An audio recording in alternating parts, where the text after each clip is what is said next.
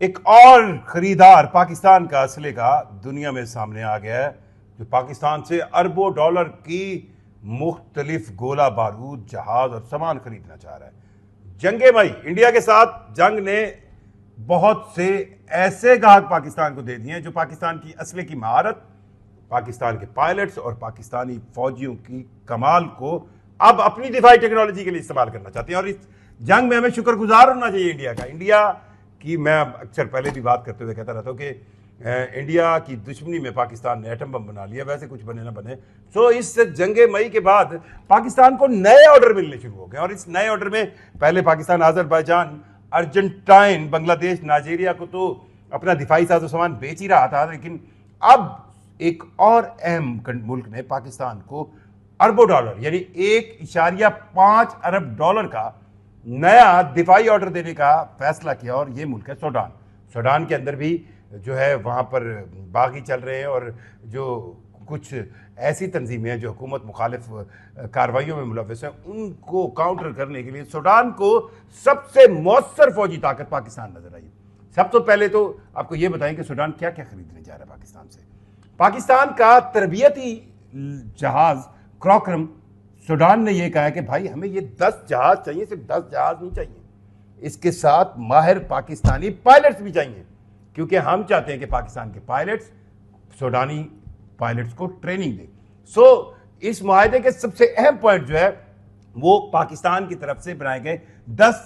کراکرم تربیتی جہاز ہیں جو پائلٹ سمیت جائیں گے، سوڈان کے پائلٹس کو ٹریننگ دیں گے۔ ساتھ ساتھ سوڈان نے کہا ہے بھائی صاحب ہمیں آپ کی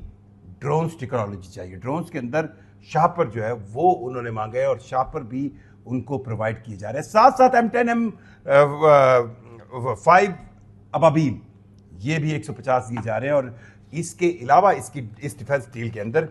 اور بھی مختلف چیزیں شامل ہیں، جس میں پاکستان کے اندر بننے والی آرمڈ گاڑیاں بھی شامل ہیں۔ یہ آرمڈ گاڑیاں وہ گاڑیاں ہیں جن کے اوپر جو کہیں نا، ایک جب آپ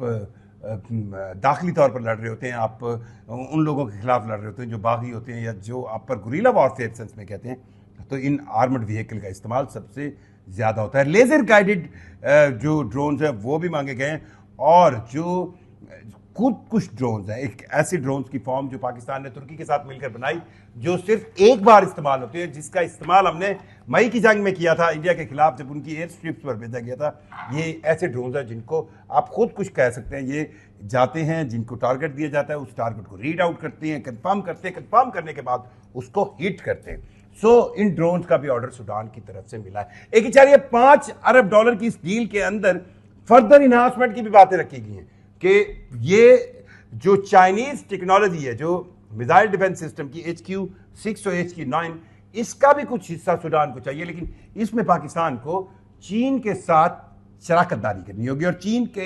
کو ان تمام یہ جو HQ-6 اور HQ-9 کی ڈیلز ہوں گی، اس میں 20% دینا ہوگا۔ پاکستان کا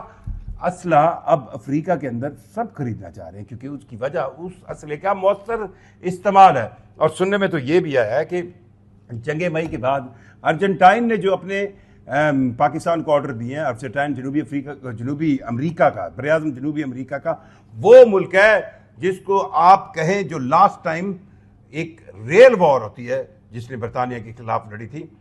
اس کے بعد سے وہ چاہ رہا ہے کہ اپنی ملٹری کو زیادہ اسٹیبلش کرے، تو اس کو سب سے اچھا جو خریداری کے لیے ملک نظر آ رہا ہے وہ پاکستان نظر آ رہا ہے۔ پاکستان دفاعی ساز و سامان کو اب